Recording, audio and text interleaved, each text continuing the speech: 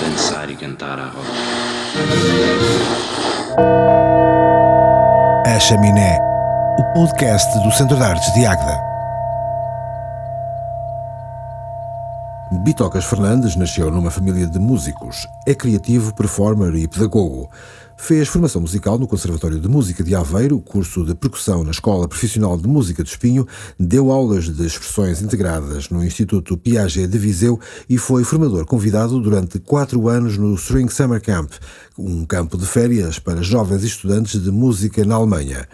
Foi sempre dado ao experimentalismo, à interdisciplinaridade e à improvisação, sendo um dos seus principais interesses a criação de contextos de aprendizagem informal através de atividades lúdicas. De forma autodidata, tem criado várias iniciativas para promover experiências, abordando temas como a improvisação ou a comunicação transpessoal. É com frequência convidado a participar em projetos de música e teatro. Esteve envolvido com os irmãos na fundação da Dorfeu, Associação Cultural, criou o Aparca, Centro Criativo de Alta Vila e, mais recentemente, fundou a Local Music, uma cooperativa para o desenvolvimento da música criativa.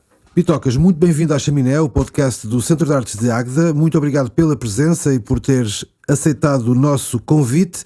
Na introdução fostes apresentado como músico, criativo, performer e pedagogo, também como facilitador criativo, e vamos descobrindo mais ao longo desta conversa.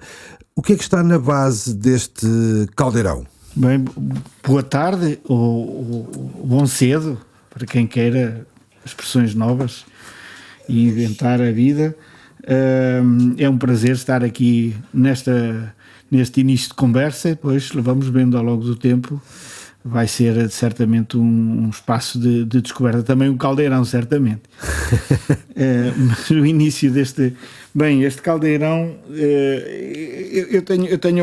eu pessoalmente rejo-me um bocado, o que é que eu sou, um bocado pelas expectativas das outras pessoas. Isto porque o meu trabalho, a minha profissão levou-me a ser um pouco criador de soluções por medida.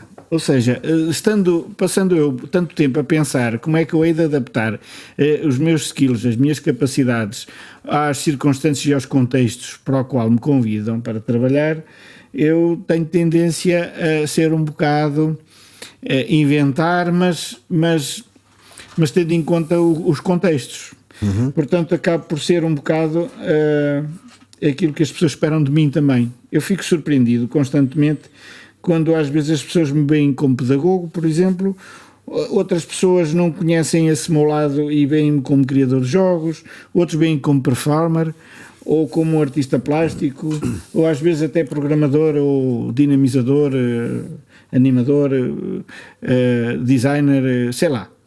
Pronto. Isso sem falar em quantidades ou intensidades. Falar só que às vezes sou um bocado uma espécie de canivete suíço.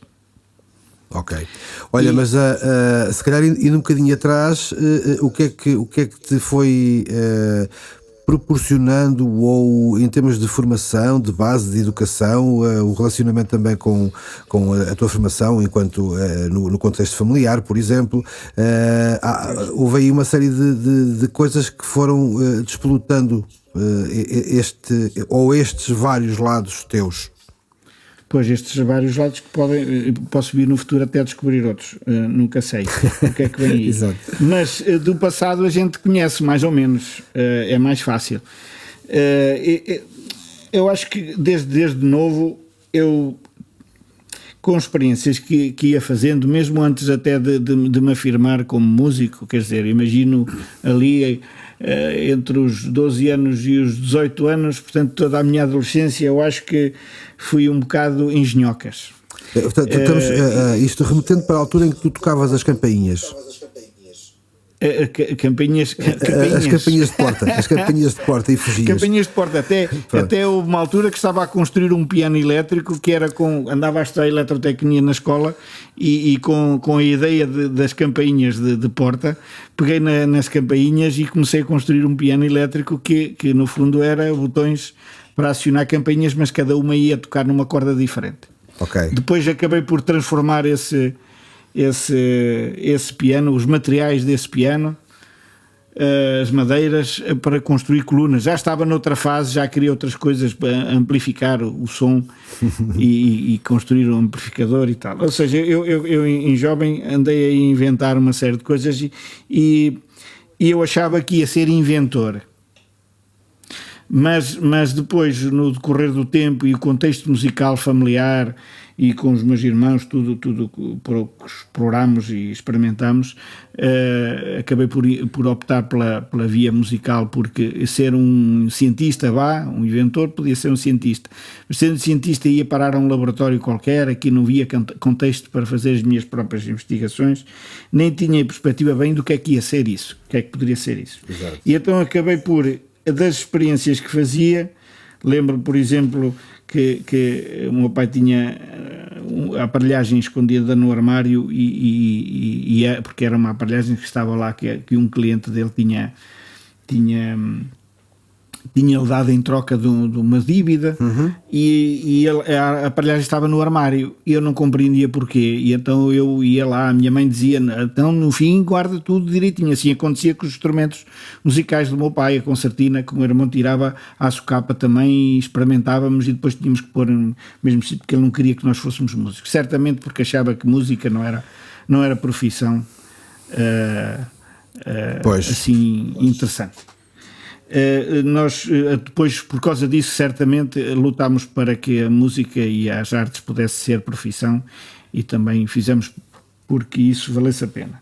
Exatamente. Mas voltando aqui atrás, eu fazia experiência, tirava a aparelhagem do armário, fui descobrindo aqueles bocadinhos de 30 minutos que tinha, 1 hora para explorar, fui descobrindo como ligá-la.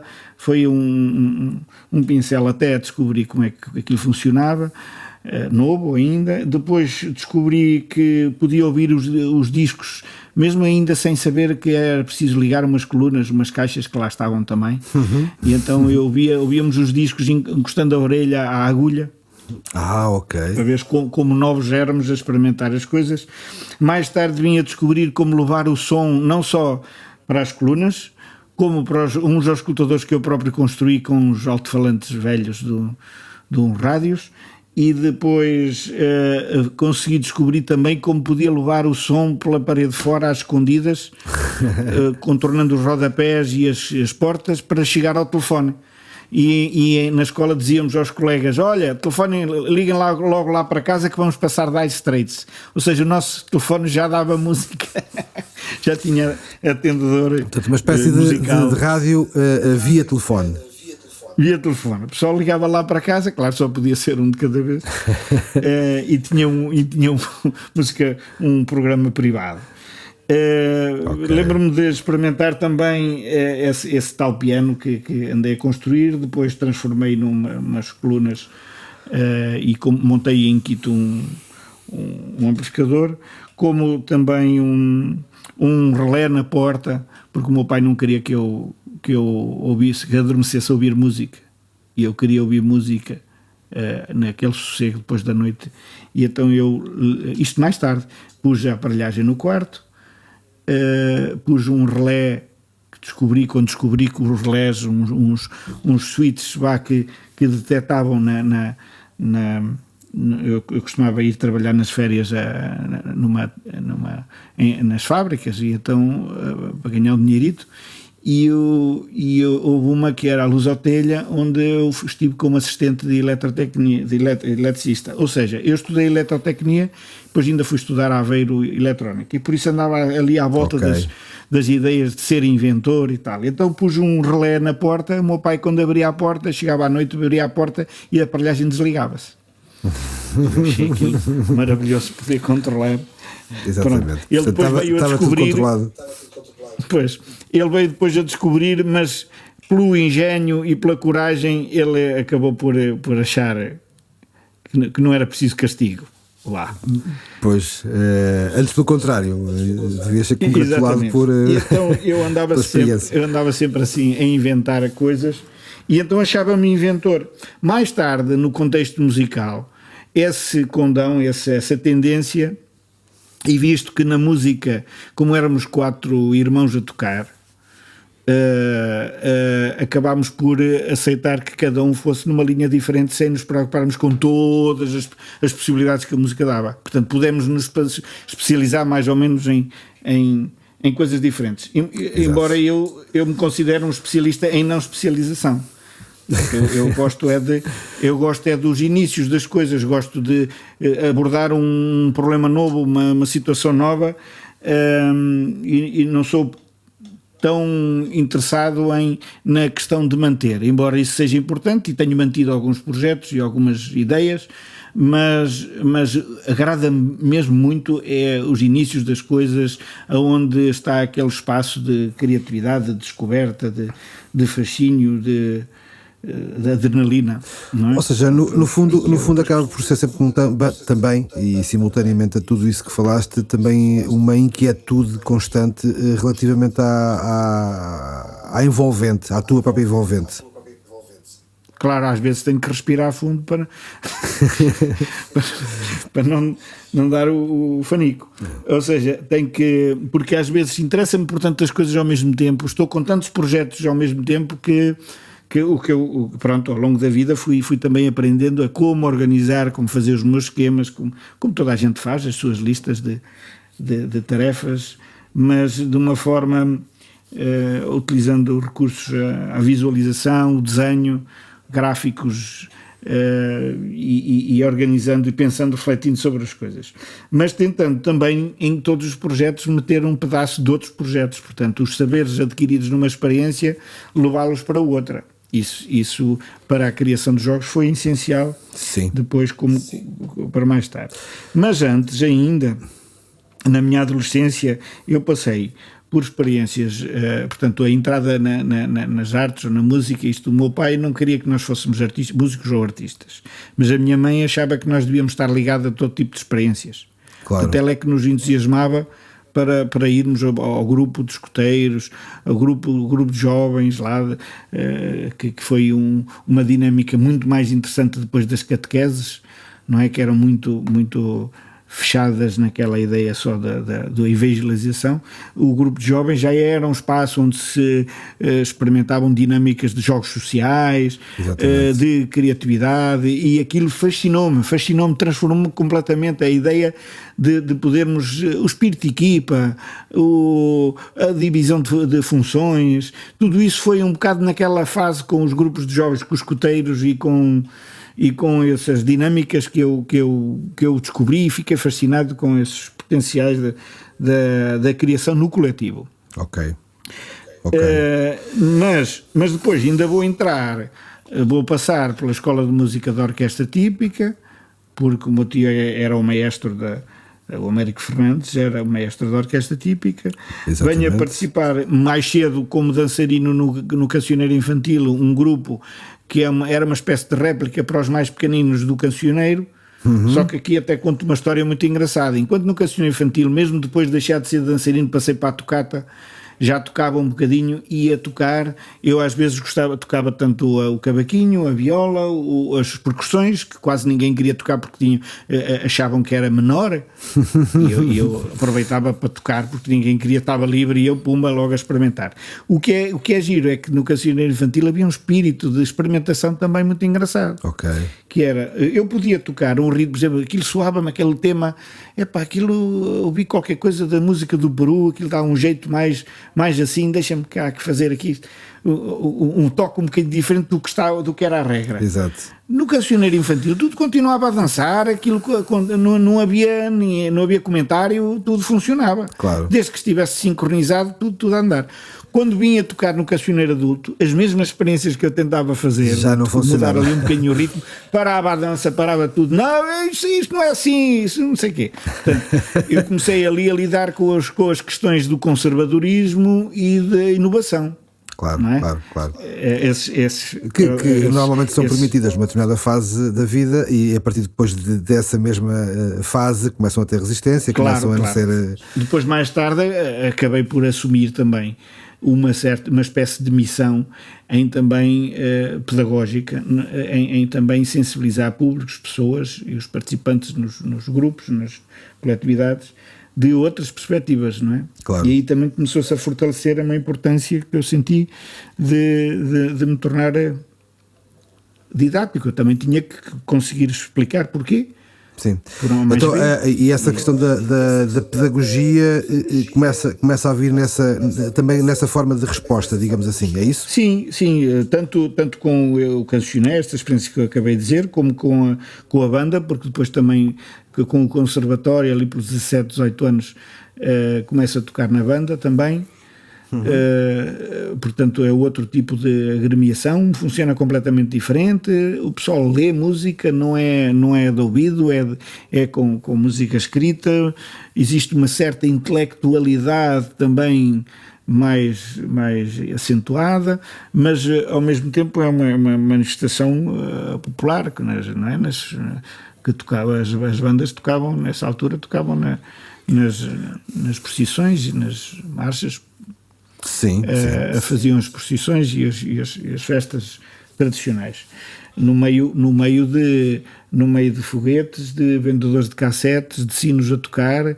Uma vez o bombo tinha a função de parar a música. Exatamente. Tocando uma nota a contratempo, todos os músicos sabiam o código. Exatamente. E paravam. Exatamente. Pum, trapum, trapum, trapum, pum.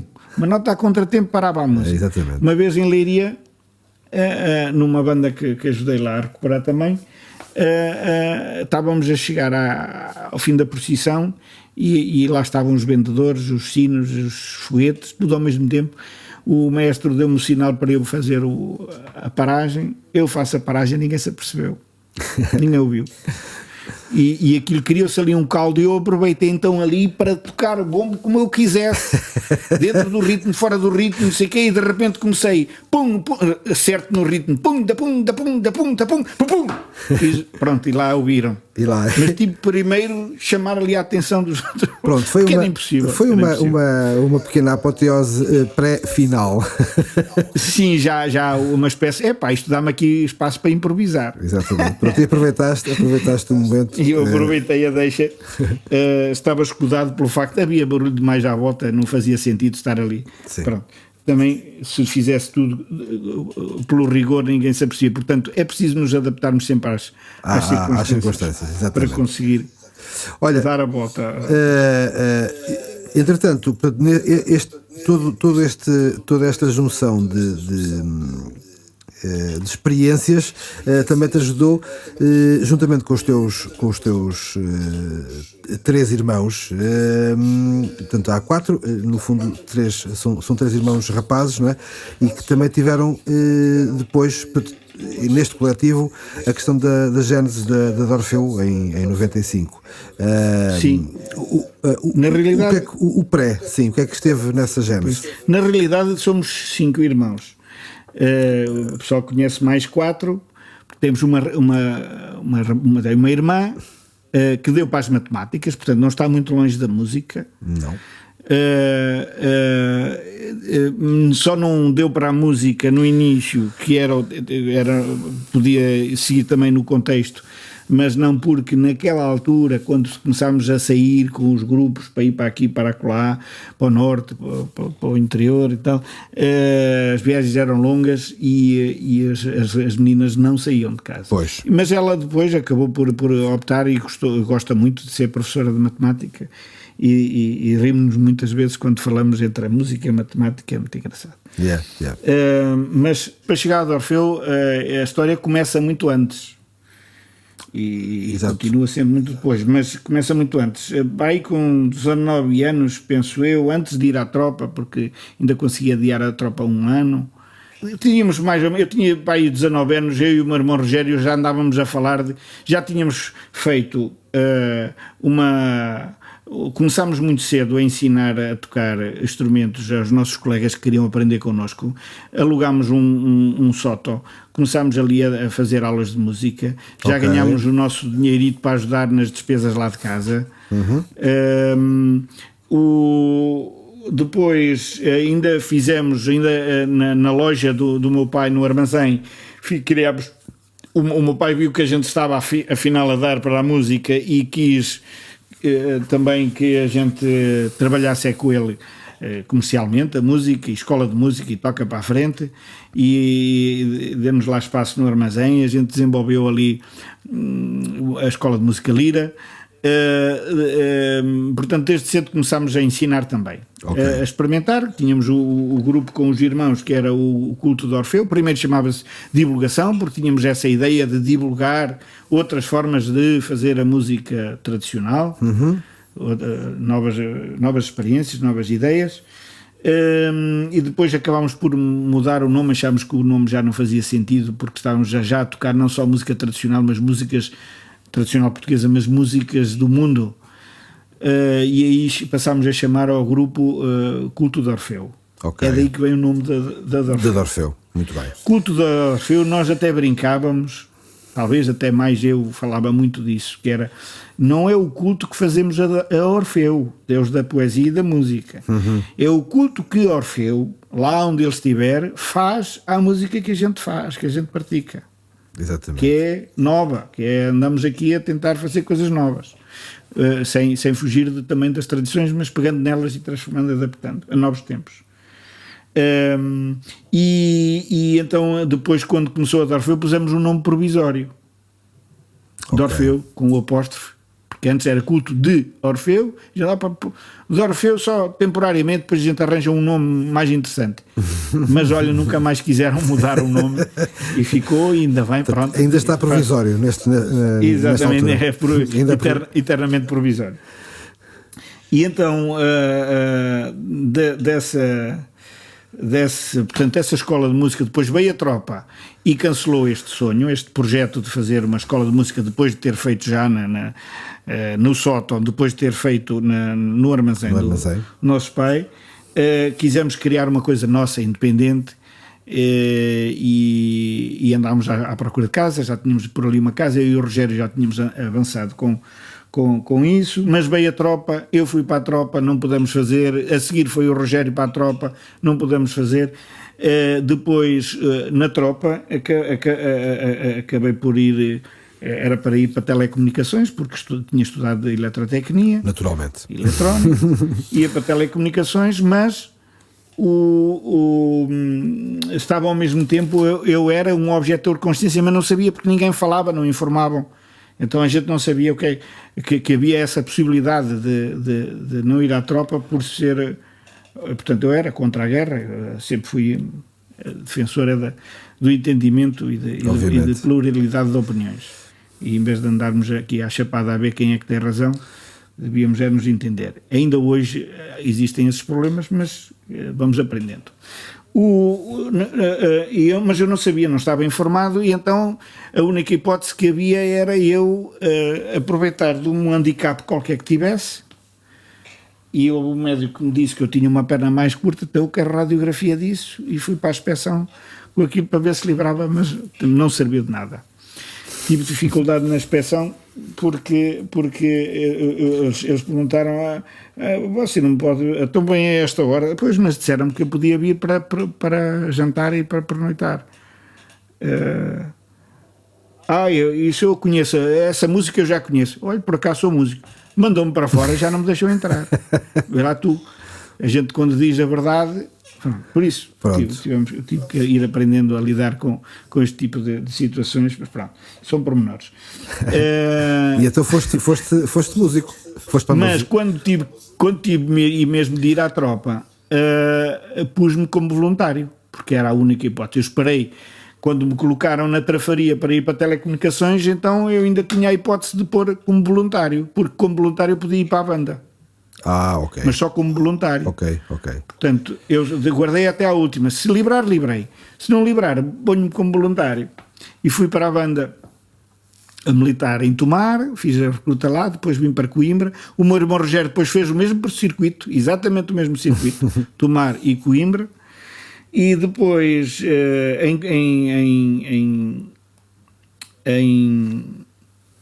depois de deixar a tropa, 11 meses depois, por acaso pareceram anos, porque foi das piores experiências que eu tive, mesmo estando na banda. Era uma mentalidade que eu não aconselho a quem quer ser criativo, porque não é para isso.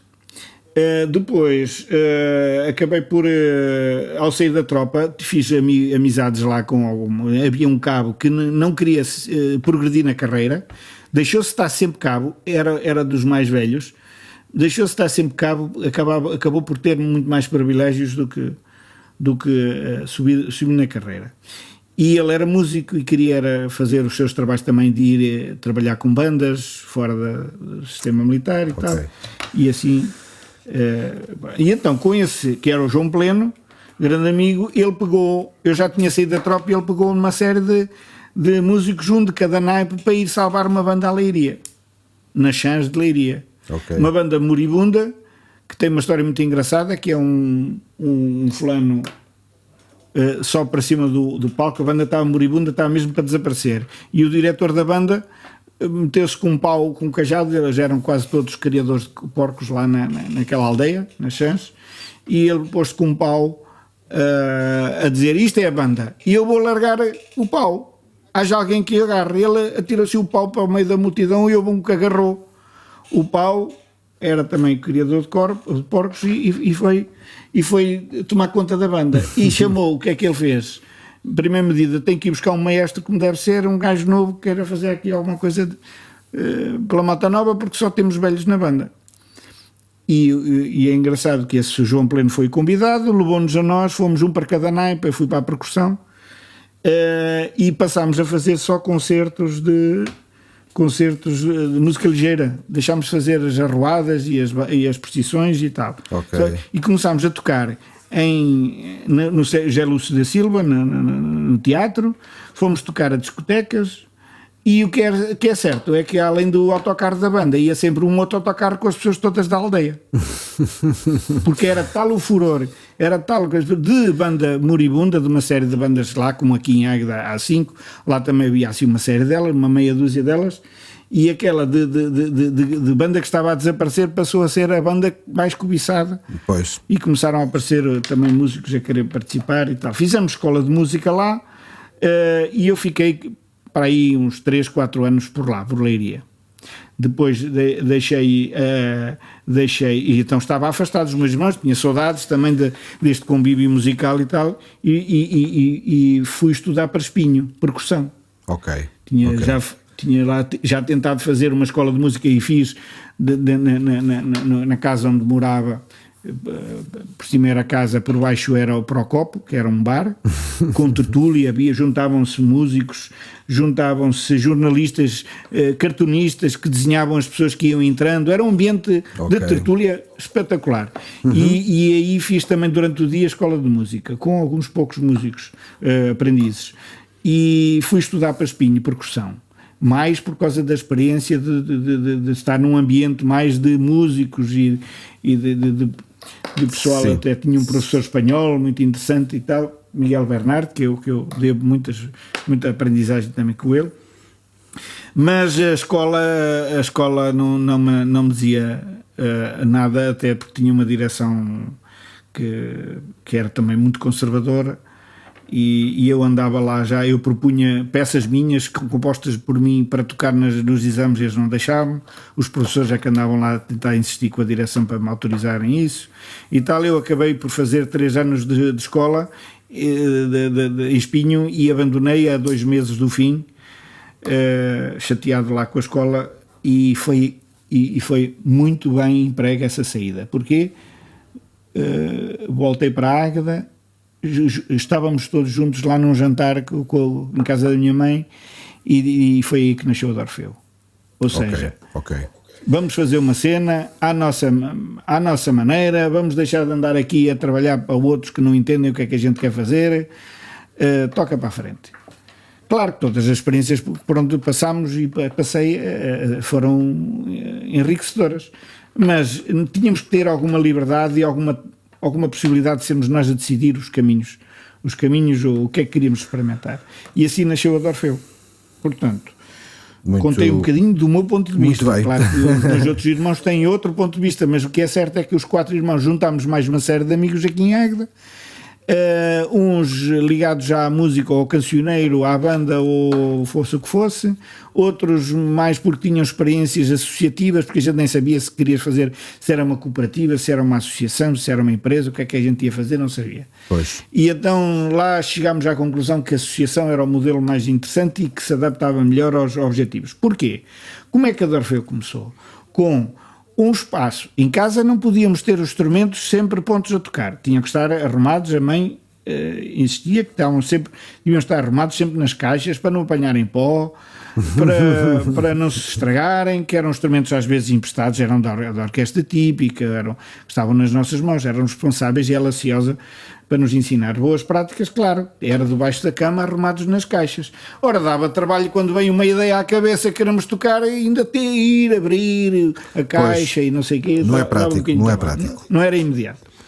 E então resolvemos de alugar um espaço para ter os instrumentos todos e de outros músicos, outro pessoal que quisesse juntar os seus instrumentos, e juntar os discos todos. Na altura ouvia-se muita música, tinha-se passado do vinil para o CD, ouvia-se muita música, então juntámos a nossa música mais a música de uma série de amigos, e o início da Dorfeu foi exatamente um espaço onde se ouvia muita música, onde se conversava muito sobre aquilo, tertúlia constante, e ensaios, e tocar, e conversar, e mais ensaios, e os instrumentos sempre ali à mão, e qualquer pessoa pegava qualquer instrumento, esse ambiente de ter os instrumentos à mão e os discos ao pé, espetacular. E foi assim uma celebração à música. Foi assim que nasceu. Até há uma música das Danças Ocultas que se chama Escalada, que era uma homenagem à Astor Piazzolla. Mas não tinha nome ainda, não se chamava Escalada na altura que foi composta. Estavam a tocar, eu fazia um bocado o técnico de som, não é? E começam a aparecer cabeças do lado de fora da janela, no primeiro espaço da Dorfeu.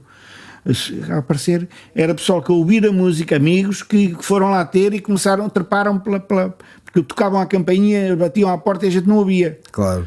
Com música alta e tal. E então eles treparam pela varanda e começaram a aparecer. Olha, foi uma festa bestial. Quando num momento em que o meu irmão pergunta à malta toda, olhem lá, então que nome é que se dá a esta música? Vamos lá ver. Foi Escalada o nome, por causa da escalada que eles fizeram. Até ali. Mais tarde ele vem a descobrir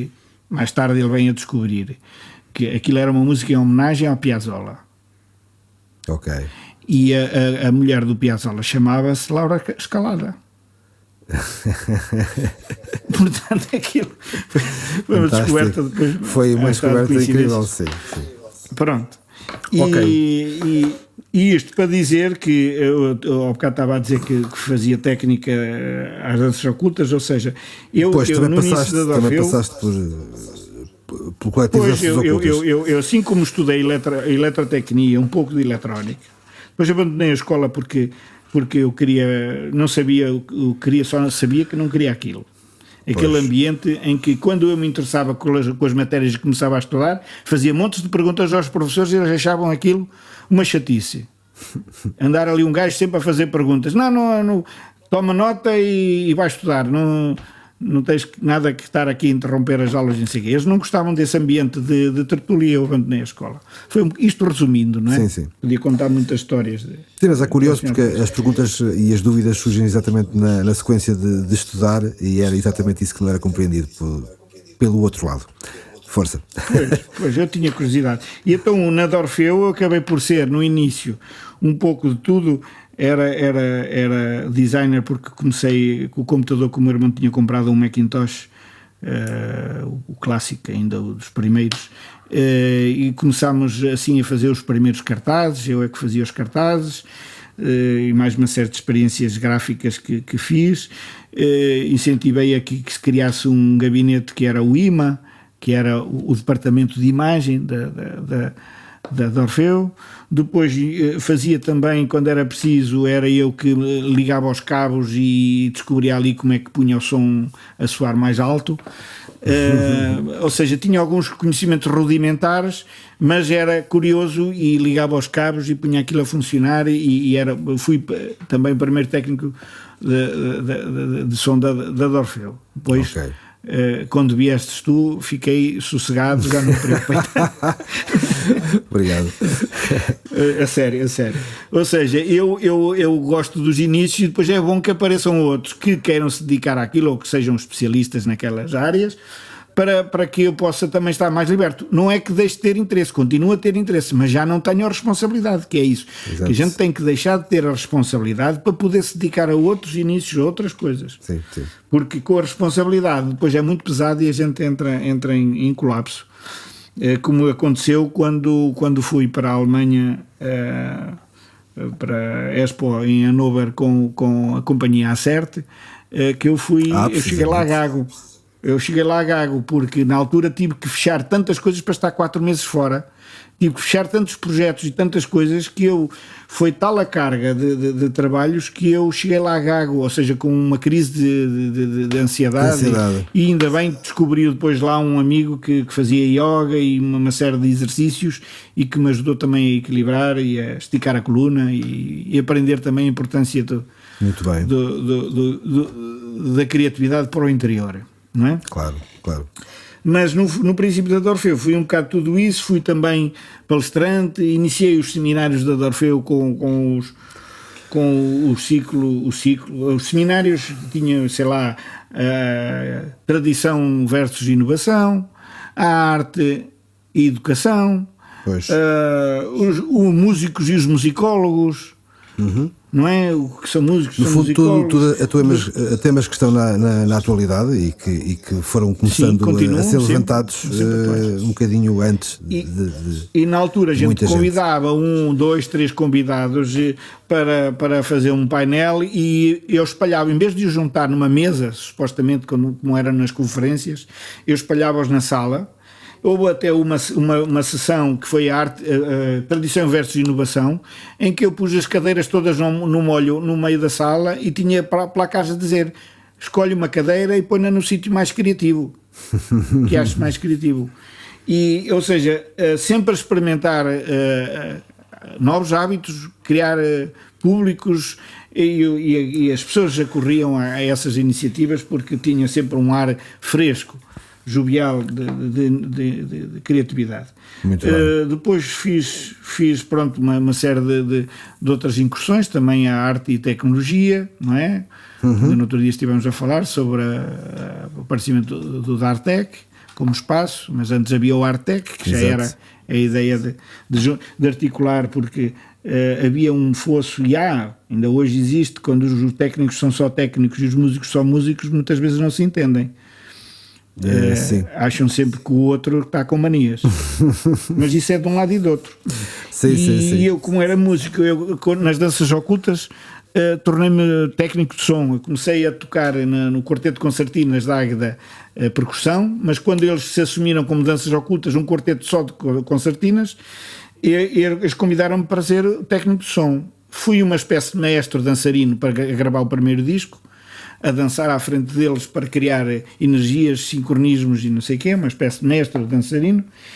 Mas depois convidaram-me como técnico de som e andei alguns tempos como técnico de som, tive uma aprendizagem espetacular, dicas excelentes do Tó Pinheiro da Silva, que era o técnico de som das danças ocultas, grande Tó Pinheiro da Silva, altura. Claro. Aprendi muito com ele ajudou-me a cumprir a função. Já a mexer com uma mesa pré-programável que podia trabalhar com os músicos nos ensaios, portanto era uma espécie de técnico músico, porque ajudei muito nas danças ocultas no início como arranjista, também a ajudar a criar as estruturas das músicas, a criar dinâmicas e tal. Pronto, acabava por ser eu estava convidado com uma função, mas vinha sempre com outras ideias também para os projetos.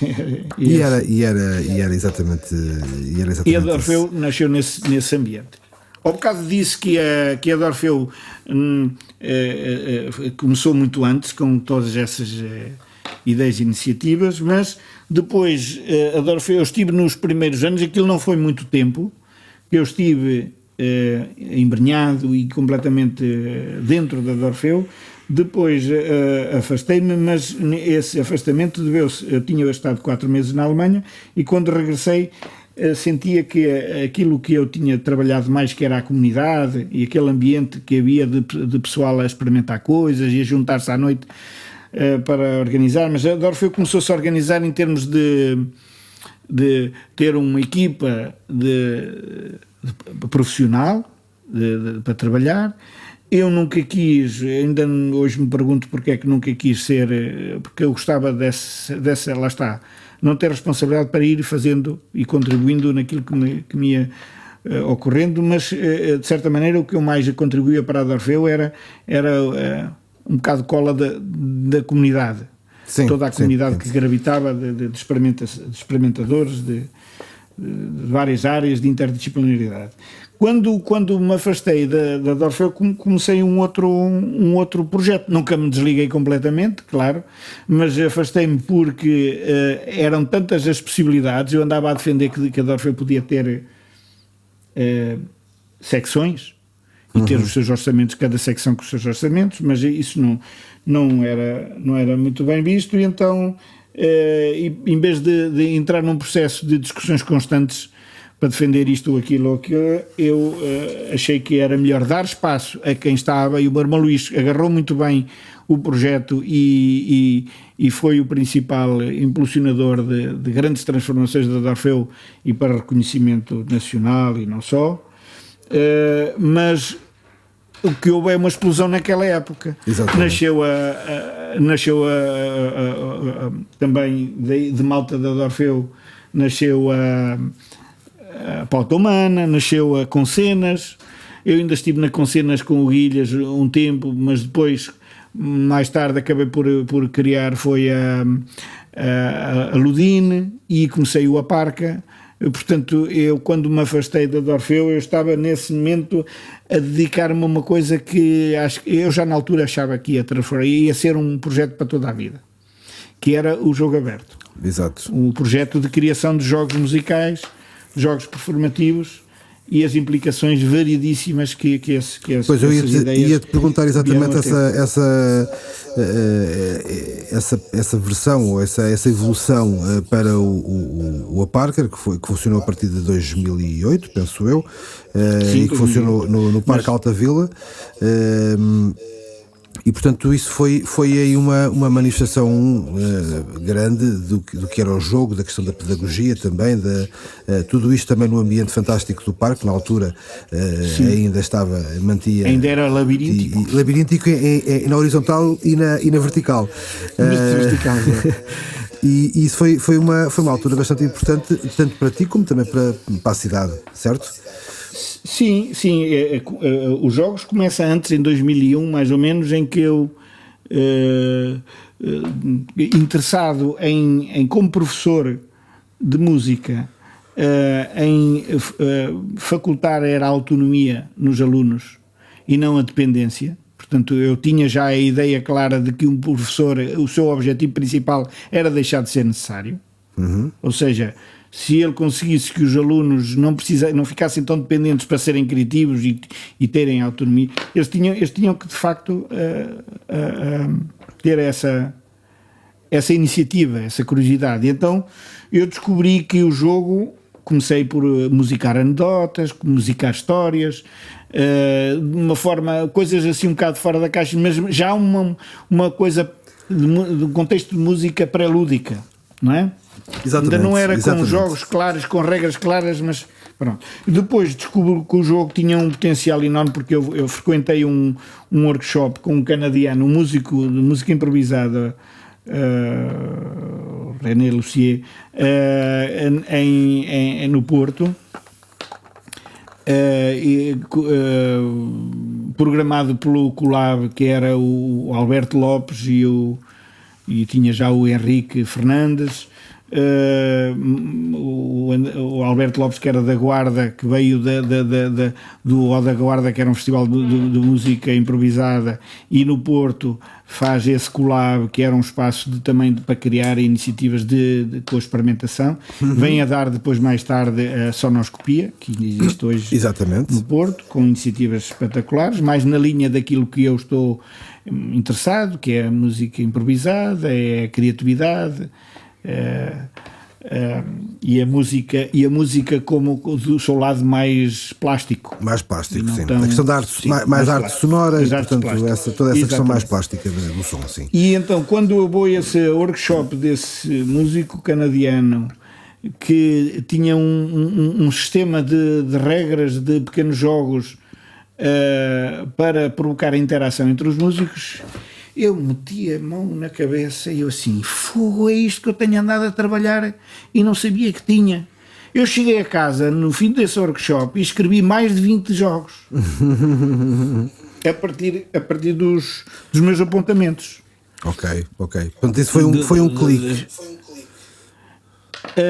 Foi um clique, e transformei jogos que ele tinha ensinado lá, também os transformei, ou seja, não tinha só. Então aí, estás a ver agora, aí vem toda aquela reflexão que eu tinha feito em miúdo da importância do jogo e o criar jogos e adaptar jogos em vez de fazer os jogos sempre como eram, com as mesmas regras. Portanto, aí sim entornaste o caldeirão.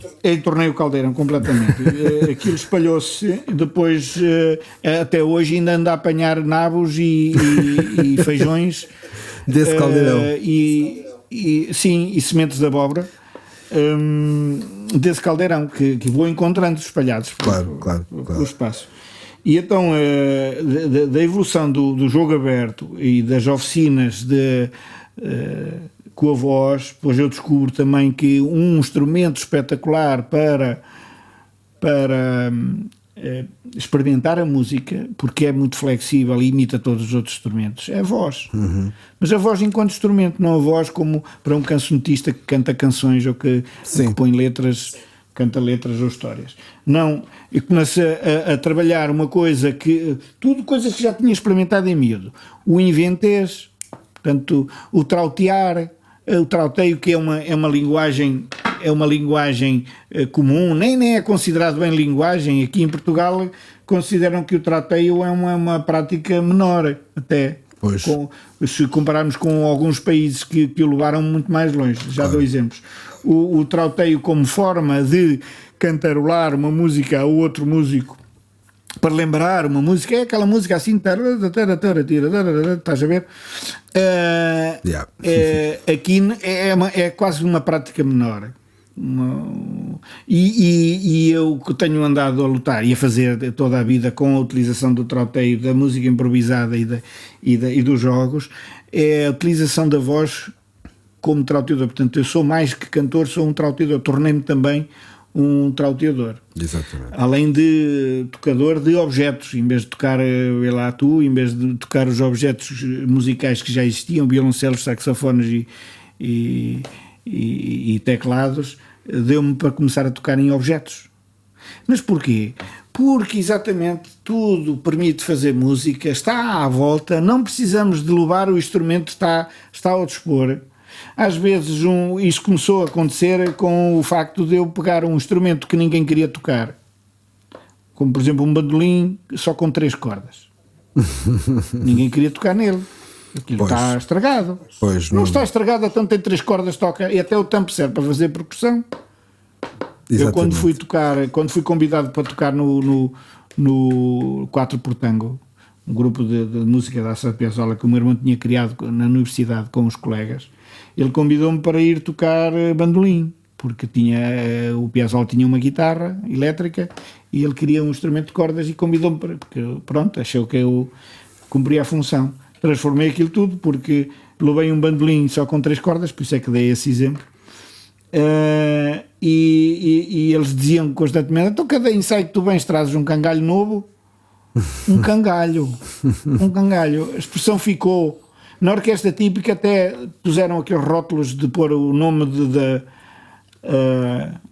o nome o responsável pelo instrumento, aquela maquinazita de fazer uns nomes de uma etiqueta plástica que se colava, e então eles no meu puseram Cangalhos. Portanto, eu depois inventei até uma marca, uma label, que se chamava Cangalhos de Marca. Cangalhos de Marca. Boa. Cangalhos de Marca. Boa. Ou seja, toda a minha vida tenho andado a pegar naquilo que é periférico, aquilo que é negligenciado, e tentar dar alguma nobreza a isso, porque isso tem um poder enorme. Por exemplo, o trauteio, na Índia, há uma prática que se chama bols, ou taquité, também conhecido, e o bols, ou cronacol, também, que no fundo é aquela técnica que já certamente toda a gente já ouviu em discos, em música indiana, que é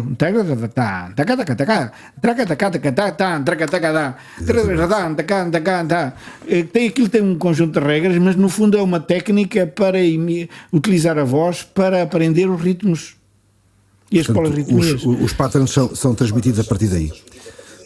Com a voz. Exatamente. Isso é uma espécie de trauteio, mas que foi tão longe que os músicos começaram a usar isso não só em termos educativos, mas para em termos performativos. Exatamente. E ainda hoje é usado. Existe outro exemplo, por exemplo, na Irlanda, que é o lilting, que eles fazem para imitar o fiddle, que é o violino. Não popular, que eles dão, assim, nós temos violino e rabeca, eles têm o fiddle. E ao imitar o fiddle, o violino, eles fazem. Por isso esta técnica se chama lilting. Exato. E existem pelo mundo inteiro N técnicas destas. E então a utilização da voz de forma versátil, porque é muito versátil, imita os instrumentos e pode fazer aquilo que a gente está a sentir no momento. Não é preciso, basta ter um bocadinho de intuição e um bocadinho de afinação. E mesmo quando não existe, porque a música não pode ser só afinação, está aí a história do desafinado do Tom Jobim. Precisamente. E que linda é esse desafinado. Não sei se sabes, mas essa canção apareceu porque os críticos caíram em cima dele quando ele começou a fazer, no início da Bossa Nova. E diziam que ele era desafinado, que não tinha coração. E então ele escreveu essa história, leiam a letra novamente, conhecendo esta história, que é, ele escreveu essa história a falar como se fosse para a sua amada, mas no fundo está a falar para os críticos. Ok. Portanto não é para a amada, é para os críticos. Há que ler a letra para perceber sobre essa perspectiva. Ok. É uma crítica da crítica. Exatamente, é uma crítica da crítica. Pronto. Olha, uma das experiências que... mas acabei por não falar do Aparca. Mas o Aparca vem nesta sequência. No fundo portanto, sim. Mas aqui é muito importante que não só basta criar jogos e criar todo um conjunto de espaços, de contextos de experimentação e de liberdade criativa para criar novos mundos, porque eu achava que se cada estilo musical obedece a um conjunto de regras, então cada jogo, se tinha as suas regras, cada jogo musical, então cada jogo podia ser um estilo musical. Portanto, então dezenas de jogos, dezenas de estilos musicais. Eu andava ali com a ideia que podíamos de facto alargar as possibilidades musicais e não ficar só com as formas musicais que se praticavam. E depois faltava uma coisa, que era ter um sítio onde desenvolver essas práticas, um local. Então esse local, para mim, mais interessante, porque tinha brincado e tinha conhecido esse parque enquanto estava fechado, tínhamos que saltar o muro e fugir do desquim que era o caseiro da Alta Vila, quando o parque ainda não tinha passado para a Câmara. Exatamente. Quando ele passa para a Câmara, anos depois, eu penso, no parque exatamente é que vou desenvolver estas dinâmicas. Claro que acabei por me meter em uma série de projetos completamente diferentes e mais ligados com a questão ambiental, a reutilização de materiais, as dinâmicas de criatividade no coletivo. A minha estratégia para programar no Aparca foi convidar parceiros instituições que gostavam de fazer coisas novas e chamei-os para o parque e fomos fazendo sempre coisas em parceria com outros. Depois acabou por aparecer o Ricardo Falcão à procura, porque ouviu falar e leu sobre as coisas que eu fazia. Ele: é isto mesmo que eu quero fazer. Veio ter comigo, ainda trabalhou comigo muitos anos. Com o Aparca tive que criar uma empresa para poder fazer esse projeto, que no fundo era um projeto da Câmara, era um projeto municipal. O Aparca era um projeto pedagógico e de dinamização do parque. Pois. Fazíamos conversas e debates. O Ricardo ajudou-me em muitas questões. Ele veio para fazer a comunicação, acabou por fazer coisas como eu fazia, porque era músico também, e acabou por ser um dinamizador também de atividades, tanto no Aparca como fora, portanto com a Ludine. O Gil também teve. Começámos também a fazer trabalho para todo o país. Diz? O Gil também te ajudou? O Gil também esteve connosco e outras pessoas que se juntaram, o André Barandas, o Bruno Pinho, mais por causa do Mistério das Vozes Vulgares, que foi um coletivo que criámos depois também por causa do jogo musical e da performance. Portanto era o grupo que melhor espelhava as experiências com os jogos musicais, porque era um grupo vocal, à capela, mas que não tinha temas escritos. Inventava na hora, assim como hoje faço com o Rui Oliveira, com o projeto Uxu, que é música espontânea, e fizemos também com um projeto que se chamou Improvisório, que foi uma residência artística que fizemos. Fechámos-nos uns dias na floresta e saímos com um espetáculo montado de música improvisada, música tradicional improvisada. Música tradicional improvisada. Exatamente. Para tu veres. Não explico, não digo mais nada. Portanto, foi uma vida sempre a inventar coisas. E o Aparca foi um caldeirão ainda muito maior de explorações. Foi a de Orfeu, mas depois foi o Jogo Aberto e depois foi o Aparca. A Ludine que me levou depois pelo país. E quando começaram as obras no parque, eu tive que parar o Aparca porque ele só fazia sentido ali. Ainda fiz mais uns projetos na cidade com a Câmara, com a Câmara, mas comecei-me a virar para um bocado para o país. Porquê? Porque tinha criado uma coisa chamada ginásio musical, que era para fomentar o aparecimento de uma nova estirpe de músicos. São atletas musicais. Atletas musicais. São músicos que não praticam pela questão só da arte, mas por uma espécie de desenvolvimento atlético, mental, cognitivo e corporal, porque trabalhávamos a voz, o corpo e a criatividade musical, tendo uma espécie de novos músicos. E também, ao mesmo tempo que o ginásio musical, que se espalhou depois por todo o país. Aí eu posso dizer que também fui, além de pedagogo, performer, artista plástico, fui também programador, mas programador fora de portas. Ou seja, eu comecei a implementar o ginásio musical em sítios onde não havia sequer um espaço, não havia uma instituição. Eu fui mesmo à procura de parceiros dessas instituições. Começava por uma pessoa que dizia: eu gostava de participar numa oficina dessas dos jogos musicais, como é que podemos fazer para... então eu vou aí, começamos juntas aí 3 ou 4 pessoas, começamos com uma pequena oficina, e depois vemos, e depois acabava por ir se encontrando sempre um parceiro que dava um local para a gente fazer as oficinas. Eu comecei a programar com regularidade, viajando pelo país. Portanto, o ginásio musical foi... E há de voltar. O ginásio musical, eu estou a programar uma nova temporada com outra ideia. Mas a ideia também era um bocadinho a autossustentabilidade desse ciclo, ou seja, depois também ele ficar quase de uma forma autónoma, para que também pudesses ir fazendo noutros sítios. Sim, no fundo, havendo um grupo interessado num local, eu cheguei a criar um grupo no Facebook para cada local, para cada coletivo local, que vinham educadores, vinham professores, vinham animadores, vinham também músicos, mas a maior parte dos músicos têm dificuldade em atirar-se para zonas de desconforto. Zonas de experimentação. A maior parte os que estudam no conservatório e tal, depois querem seguir aquela linha, não é? Muitas vezes neste caso, aquelas 5 linhas. Isso.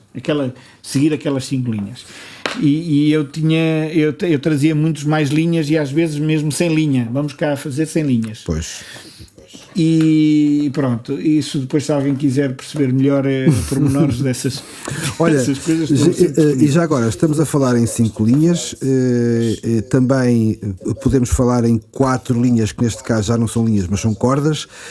Tu estiveste durante alguns anos consecutivos na Alemanha, no Spring Summer Camp, e que também terá sido uma experiência fantástica relativamente a esse, de certa forma, também um contraste um bocadinho do que é a formação mais erudita, mais clássica, e a tua forma exatamente quase antagónica, ou pelo menos desmistificadora ou desconstrutora dessa fórmula mais rígida. Queres falar um bocadinho sobre isso? É interessante porque o String Summer Camp acontece porque houve uma iniciativa que se fazia de uma associação que se chamava Sempre Avanti, é capaz de ainda existir, na Polónia. Okay. E que o meu irmão Luís foi lá um ano, não sei se foi o segundo ano, mas sei que num ano seguinte que queriam que ele fosse, ele não podia, e ele disse: tenho aqui um irmão que cumpre perfeitamente as funções. Ok. E eu fui à Polónia. Na Polónia fizemos um trabalho espetacular com os jogos musicais, porque o indivíduo que era investigador lá, eles estavam a fazer uma festa tradicional que era o São João, mas queriam fazê-la querendo inovação a partir de coisas que já não eram praticadas no São João na altura. O São João, a fogueira, claro que são tradições um bocadinho diferentes aqui em Portugal e lá, mas a fogueira, as coroas de flores e tal. Mas esse investigador tinha um fascínio pelo tempo dos xamãs. Ok. E então ele tentou passar para os vários dinamizadores. Estávamos músicos, animadores de vários pontos do mundo, lá, juntos, em residência, a criar uma festa nova, a partir de uma festa tradicional, mas baseada em ideias muito ancestrais do tempo dos xamãs. No tempo em que as pessoas atiravam coroas para a lagoa e aquelas que se juntassem, eles aceitavam casar. Portanto, era um tempo em que se aceitava a aleatoriedade da natureza e a natureza decidir coisas pelas pessoas. E aceitavam, normalmente. E então foi muito interessante porque os meus jogos batiam muito bem com esse imaginário dos rituais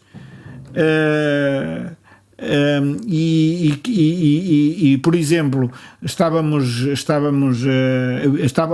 eu a recolher pausitos pequenos, assim com 2 palmos, 4 palmos, que eram os paus que encontrava por ali, para fazer uma espécie de xilofone, para um momento de tocarmos todos a bater nos paus, com os gravetos finos para tocar naquilo, portanto não ia ter grande volume de som. Eu estava preocupado com a questão de ia-se juntar muita gente ali, como é que aquilo se ia ouvir.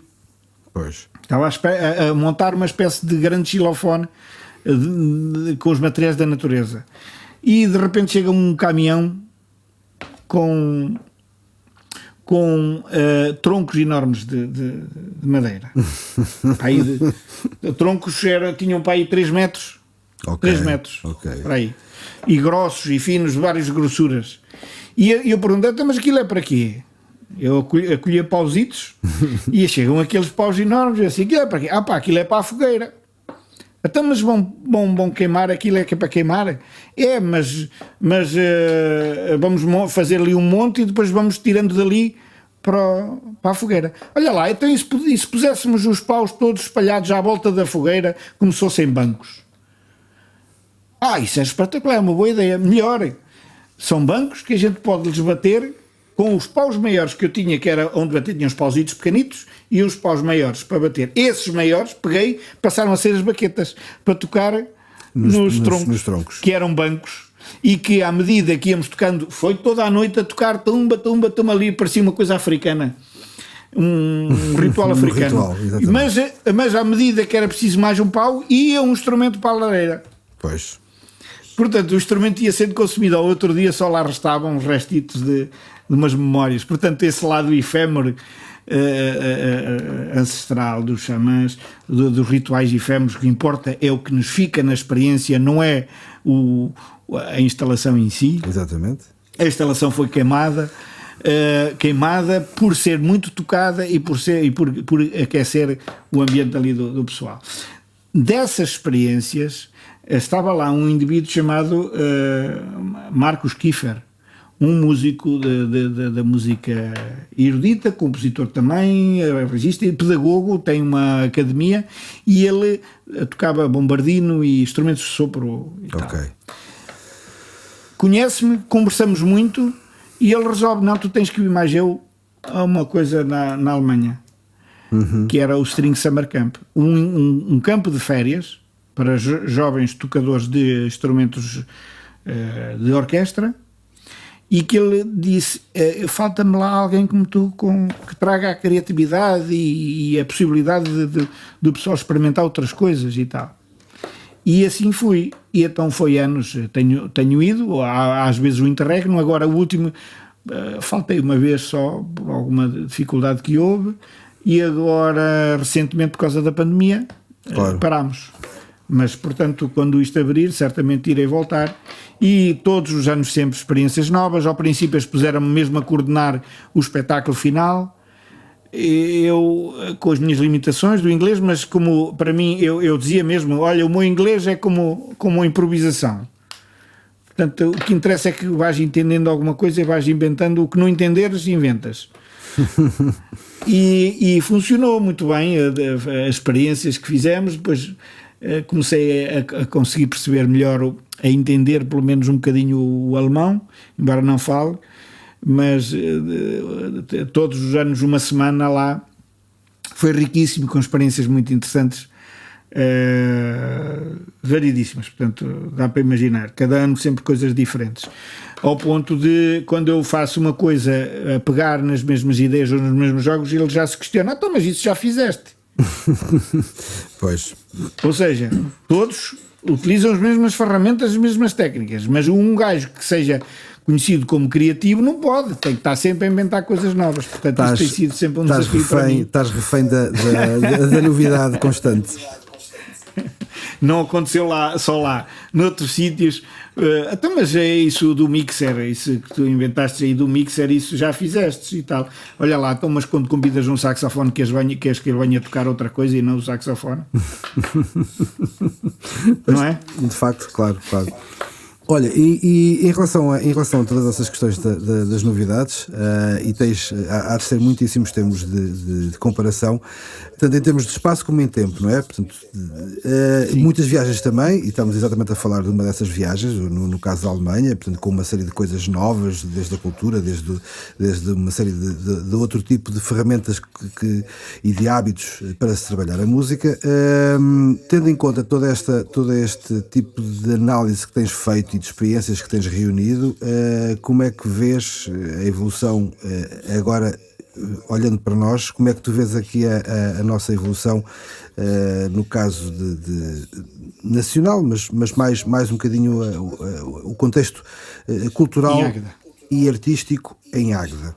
E, portanto, estamos a falar nestes últimos 30 anos, se calhar, que tens mais essa consciência, se calhar. Eu indo para fora, é ótimo quando a gente viaja, a gente vê as nossas coisas de uma forma diferente. Eu nunca me desliguei da Águeda e, aliás, sempre quis que Águeda fosse o sítio onde tivesse o meu castelo, o meu quartel-general, não é? Onde regressasse para novas viagens. Exatamente. Mas sempre fui propondo coisas aqui em Águeda e ligando-me aos vários grupos de interesses, como não tanto só na música, nas artes, mas também no ambiente, ligando-me aqui ao grupo do Sichange, que é um projeto da Câmara que tem a ver com a arte e ambiente, ou a cultura e o ambiente. Também me juntei e ajudei a debater muitas questões. Entretanto, surgiu a hipótese, porque esteve cá um grupo em Águeda que se chamava La Fumisterie, que em determinada altura criou um espetáculo para o Agita Águeda, era um gigante grande e convidou-me para eu montar uma espécie de orquestra comunitária com pessoas da Águeda para tocar para esse gigante, que era um gigante que chegava à Águeda, um gigante de lata. E nós montámos uma orquestra chamada Orquestra Sucata. Scatá. Ok. Porque o Stacá era o nome do gigante. Ok. E a orquestra Scatá de sucata. Exatamente. E então, o Stacá é o gigante Stacá e a sucata que aparece por receber. Brincando sempre com as palavras e com as ideias, montámos uma orquestra em que toda a gente vestiu uma espécie de mochilas que eram instrumentos para os outros tocarem nas costas, em que tocávamos em todo tipo de postes, sinais de trânsito, gradeamentos, o que havia, e fomos acompanhando o gigante, aproximando cada vez mais do gigante, e no fim fizemos uma espécie de fogueira simbólica com aquele material todo também. É engraçado, isso tem relação com aquilo da Polónia. Da Polónia. Uma semelhança. Exatamente. E então, umas servem para criar outras, sempre de forma nova. E esse grupo lá em Funesteri acumulou tanto material no IVV, na Junta dos Vinhos, para de restos da indústria de Águeda, para as criações e as montagens do gigante como da cenografia, e eu aproveitei desse material também com o material que eu juntei para montar o instrumental às costas dos músicos da comunidade. Muitas pessoas nem imaginavam que podiam ser músicos, adoraram a experiência, eu também, e achei que não devia ficar por ali. Lá Funesteri foi embora, mas te deixou uma placa em Platex que diz Materialoteca. Ok. E essa placa era o sítio onde tinha o material que se ia usando para criar. Exatamente. E já havia a ideia, e entre nós e eles, nós chegamos à conclusão: nós devíamos fomentar aqui sempre a materialoteca, onde chegam materiais que não servem para ninguém e a gente possa transformar em cenografia, em instrumentos, em arte, criar arte. E é por esse movimento que continuei a partir da ideia que surgiu deles e comigo, que depois venho a fazer parte desse coletivo do Sichange, de arte e ambiente. Ok. Estou neste momento, portanto, fomentei, em que tu também tiveste uma participação, como outros que tenham andado a chamar para participar na Materialoteca, no fundo um espaço de criação coletiva, onde não falta material, não faltam parafusos, não falta madeira, não falta tubos, não falta até ferramentas. Quando elas desaparecem porque há um assalto ou isto ou aquilo, como já aconteceu, a gente volta à carga e continua, não desiste. E então, nesse espaço, neste momento, estou a desenvolver um projeto que se chama Click Lab, que vai resultar, depois de várias versões adaptadas ao Covid, à pandemia, vai resultar numa instalação sonora. Porque assim como espalhei o ginásio musical e também o fiz cá em Águeda, o ginásio musical e o laboratório criativo para a criação de jogos, eu defendo que é preciso também ter espaços para isso. Então os espaços abandonados ou que estão em desuso, ou uma cave, um corral, como eu já fiz, transformei um corral em Atenor, transformei aquilo num espaço criativo onde miúdos de escolas vão praticar a música com um instrumental que está lá instalado a partir de materiais que existiam lá, com uma mesa de mistura que tem a ver com essas mesas que eu inventei, que é o Mixer 3.0, que é uma forma de utilizar os botões das mesas de mistura, das tecnologias áudio, mas sem usar eletrónica, portanto são botões que se movem, que rodam, e as pessoas por contacto visual reagem, portanto existe uma espécie de improvisação estruturada, o que acelera o processo criativo. Em vez de estar 15 minutos a tocar mais ou menos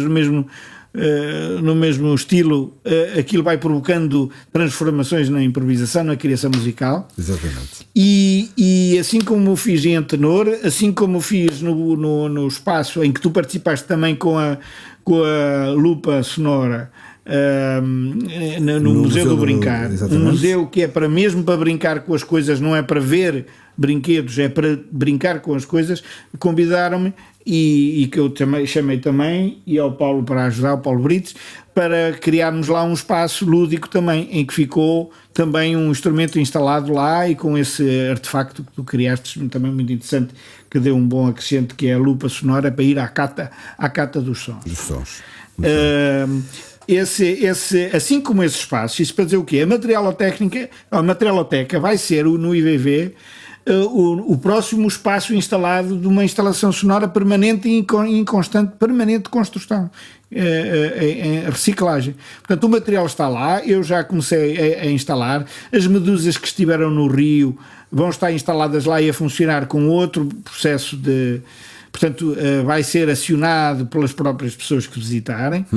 Vai-se poder fazer ali workshops, vai-se poder fazer ali outras coisas, mas a grande novidade é um espaço que vai ter uma instalação sonora permanente, porque é num espaço onde o material abunda, onde criativos circulam e onde certamente vão nascer muitas ideias ali. Espaço de maquetagem, de experimentação, de instalação, e a partir dali artistas podem utilizar esse espaço para criar, como para criar para outros espaços, para outros sítios.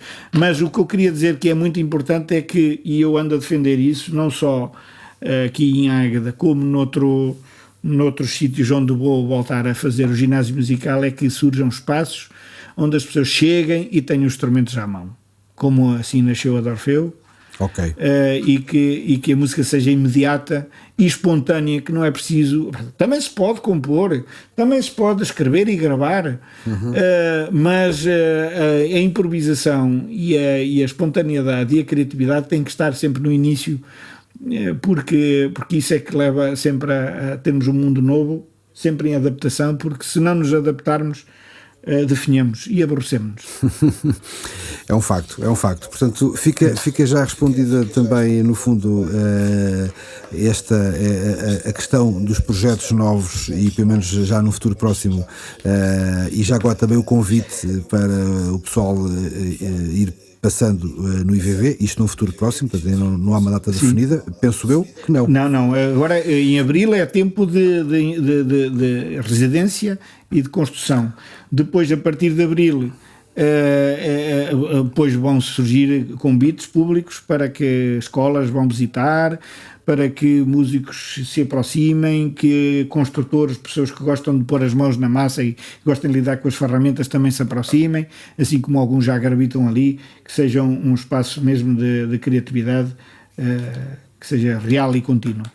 Muito bem. Mas também seria interessante falar de um projeto em que estou, que me salvou desta situação pandémica, que foi o Ser Pioneiro. Esse foi um dos grandes projetos, a par de outras coisas que foste fazendo também e refletindo. Sim, claro, é mesmo isso, situações novas obrigam-nos a ir para métiers novos. Por exemplo, eu nunca me imaginava estar a editar vídeo. E por causa da pandemia, das primeiras ideias que surgiu para o projeto Ser Pioneiro foi exatamente ir à casa das pessoas com um estúdio caseiro, que mais uma vez estivestes comigo nesse projeto. Portanto, as pessoas por esta conversa ficam a saber que és uma das pessoas com quem eu gosto muito de trabalhar e que envolvo sempre possível. Igualmente. E porque de certa maneira também entendes muito bem estas coisas que eu defendo, da criatividade e de não ficar só pelas coisas que já conhecemos, mas andar sempre a desbravar coisas novas. Com certeza. E então neste projeto pegámos num estúdio caseiro, simples, portanto uns microfones, um conjunto de microfones, o próprio telemóvel, que hoje em dia permitem gravar com alguma qualidade já agradável, captar, gravar em casa das pessoas a tocarem nas coisas que lá têm. Neste caso foi as coisas da cozinha. Um bocado inspirados num filme que existe na net, já bem antigo no YouTube, que é os seis percussionistas e um apartamento, que são os ladrões de sons. Passo o termo, e inspirado nisso montámos a partitura, uma nova partitura desse tema, gravámos os sons, gravámos as imagens das pessoas a tocarem nos utensílios que eles escolheram, depois de conhecerem aquele filme. Então escolho aqui o mixer da fruta. Sim. Eu aqui o coisa de cortar em fatias os ovos, isto tem um som de harpa giríssimo e tal, vou fazer. E outros novos instrumentos que apareceram diferentes desse tema que nos inspirou. Mas este Sozinhos em Casa, música na cozinha, tem uma nova, este nome tem um novo significado que tem a ver com os jovens saíram todos para ir trabalhar, para ir fazer as suas coisas, e os mais velhos, os mais idosos ficaram em casa, e este filme é uma metáfora brincalhona a esse isolamento que como o Toy Story, quando a malta nova sai, eles põem-se a experimentar. E então foi um bocado mostrar de que forma criativa é que a gente pode também fazer música em casa, mesmo que a pandemia não deixe, a gente faz sempre. Claro. Há sempre por onde. Então aconselho a quem não viu que veja CLDS Ser Pioneiro, Sozinhos em Casa, encontra certamente o filme no YouTube. É uma belíssima hipótese de ver um bocadinho este trabalho e também algumas outras coisas que foram feitas. O que é que tens pensado em relação a isto? Ou seja, no fundo, toda esta fragilidade do estar presente nos sítios e que foi agora comprometida, de certa forma, pelo menos intervalada de alguma forma, mas também o resto, também os métodos, as formas de fazer as coisas, no fundo o jogo. Pois, sim, eu tive que me reinventar, além deste projeto do Sozinhos em Casa. Depois ainda houve ali um período de setembro a outubro que pudemos fazer sessões presenciais com um pequeno grupo de pessoas que se interessou por experiências, e dessas sessões gravámos algumas coisas e fizemos mais alguns vídeos, mas que são mais para arquivo das experiências feitas. E entretanto tivemos que confinar e comecei a fazer sessões online. Eu não imaginava que as pessoas se aguentassem e que o número aumentasse ao longo do tempo. Pensei que as pessoas se iam aborrecer porque sessões online, sempre as mesmas pessoas. O que aconteceu foi que o número foi aumentando de pessoas a frequentar as sessões, e eu fui sempre reinventando novas formas. Primeiro com pequenos jogos online. Claro que não dá para tocar online, toda a gente sabe, ou pelo menos os músicos sabem que é impossível tocar por causa de a música, o sincronismo na música, uma pequena variação de tempo já soa desacertado, desincronizado. Portanto, a latência ou o atraso das comunicações online não permitem tocar em conjunto, a não ser com algumas ferramentas, mas que seria complicado, porque este projeto de Ser Pioneiro é com séniores, e então são pessoas que não teriam capacidade de preparar os seus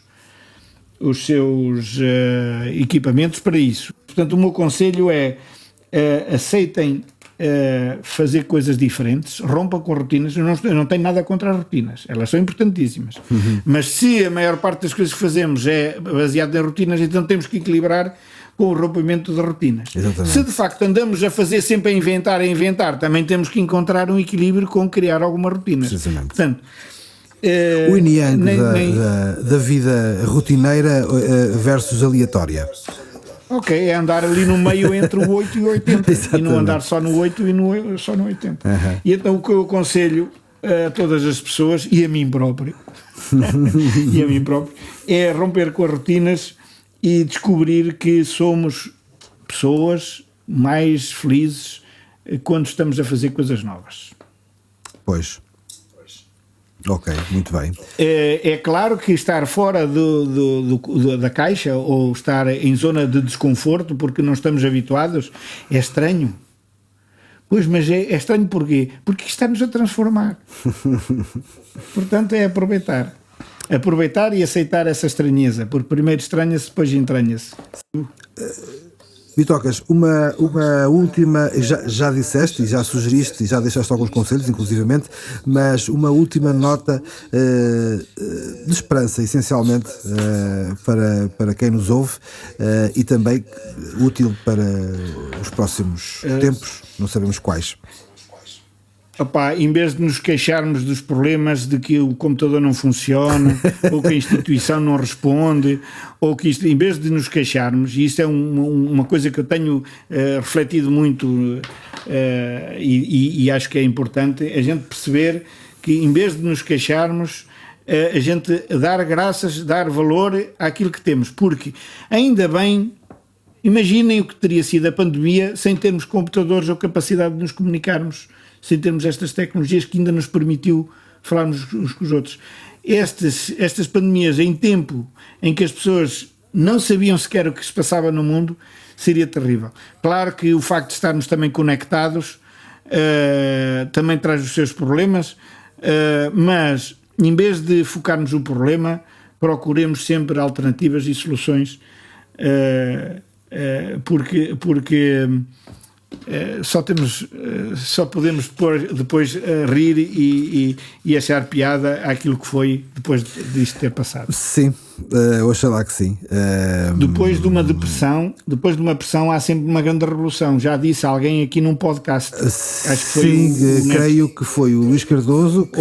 ou Luís Cardoso. Exatamente. Luís Cardoso. E a história tem-nos, aliás, antes da história ou durante a história também há um célebre ditado, depois da tempestade vem a bonança, e portanto isto tudo são ciclos. Portanto estamos a passar por um ciclo mau, o próximo ciclo será um ciclo bom. Pois, que não haja a expectativa de voltarmos ao mesmo, porque isso é impossível.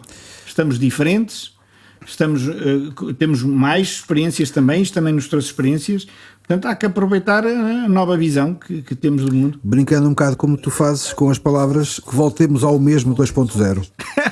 Sim, pode ser. Olha, Bitocas, muito obrigado por esta conversa, pela presença, pelas sugestões também, e já fica também aqui um apontamento, vamos passar no IVV também em breve.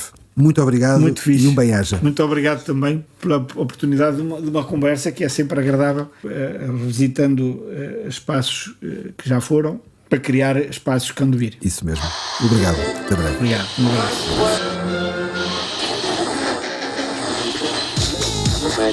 Dançar e cantar à roda. A Chaminé, o podcast do Centro de Artes de Águeda.